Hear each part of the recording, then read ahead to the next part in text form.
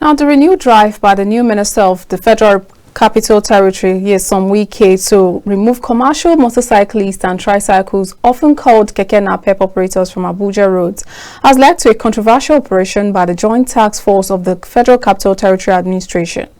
The operation took a troubling turn when the task force invaded the homes of residents in Guzape village.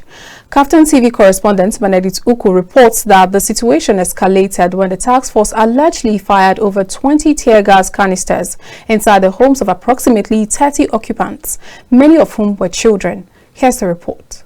The activities of the Joint Task Force have been primarily focused on cracking down on motorcycle operators, with hundreds of thousands of operators arrested and their motorcycles confiscated. The history of restricting motorcycles in the Federal Capital City dates back to 2006, when the FCT administration banned their entry, designating specific areas for operation, particularly in the suburbs. The new Minister of FCT, Nyesom Wike, recently gave the Directorate a marching order to ensure commercial motorcyclists and keke napep operators are taken off Abuja roads. Motorcycle cannot take over the city. It's not possible. You are dragging the road with a motorcycle. Even the motorcycle don't wear any security, no helmet, and it's carrying somebody at the back. Keke napep have taken over the whole place. We are going to provide alternative. Do you understand what I mean?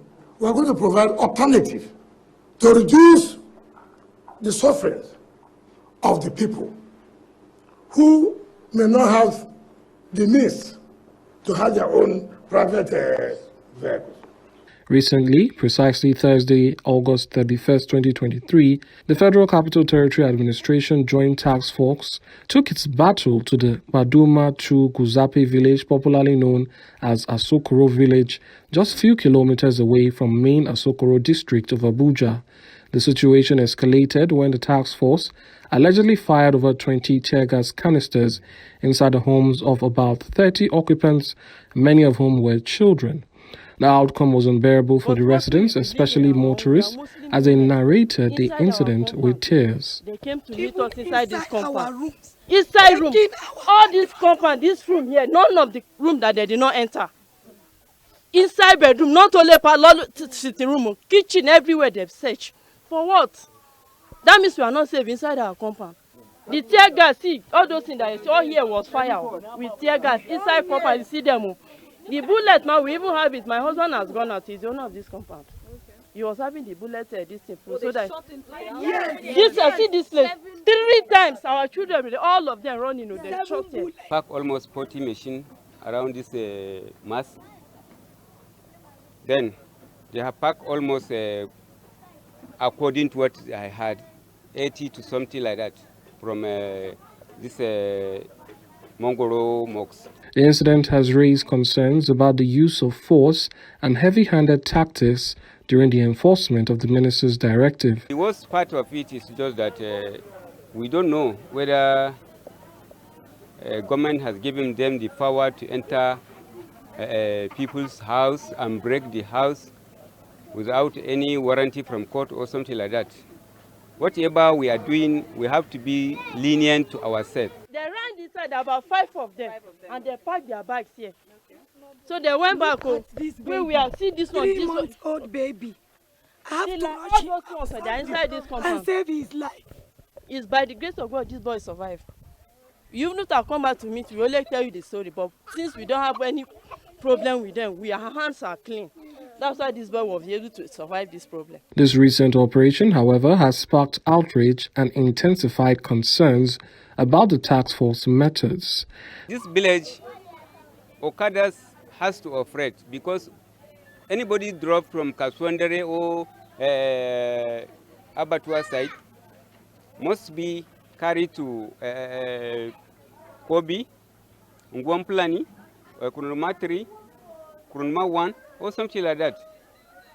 And Kuma, all those people who are living here, we are the masses working inside the town, working for those big men. Residents expressed their grievances alleging maltreatment, oppression, and daily molestation at the hands of the task force. See our children is the way that we are not with money, or we are not promising loans so that we give to the children before even dinner. If there's way just starting a minister that is not even up to a month, that this is how we are going to go ahead with this minister, I believe to before the ending of this is ruling that we are going to die all. The residents of the community claim that the task force team have gone beyond their operational mandate, particularly as it concerns their relationship with the motorcycle riders. But we have been having OKADA for a very long time. If there is this kind of problem, they'll run to this compound, they'll park their OKADA, they'll go. Alima Usman, one of the eyewitnesses, narrated watching in helplessness as the task force shot at the roof in search of OKADA riders. When we were there, they sprayed tear gas on us. I and my baby, we fainted. We were walking inside the house when the incident happened. I felt it inside my body. I felt pain and I could not breathe very well. My baby also fainted. I was unconscious, so I did not know what happened after that. The water was poured on us and we came back to life, and we were given some medications and we became strong. Speaking to the district head, the residents of Baduma 2 demanded an investigation into the action, seeking accountability for what they consider excessive use of force and violation of their human rights. I swear, they enter without notifying us. We know that if you were followed from Abattoir, you escape if you come to the village. If you are followed from Asokoro and come to village, you escaped. Everyone is going to hustle, and those OKADA riders should know the rules, that they can't do it in the city center. But here we have Gwandoma 1, Gwandoma 2, Gusape, and among those villages, we have Fulani villages. But can't be possible to follow people and arrest them even inside the villages. But we are not happy with the way we are treating. We are pleading with the government to contact us as a leader of the community, and I will show everyone who unlawfully occupy OKADA will be identified, because it is government order. We can't fight with government. If they are beating us with tear gas, maybe one day they will shoot us, and we are the same people as any other person. We have to be concerned. If governments are not showing us concern, who they will govern? We heard that they are mobs who are taking women in the community. I will tell them what I know. But this is just invading houses and carrying motorcycle.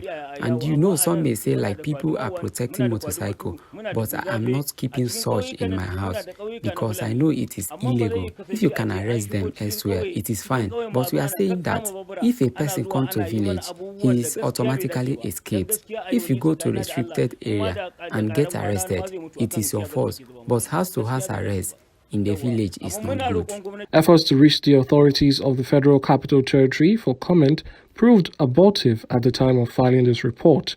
Further details and updates on this matter are awaited as investigations continue.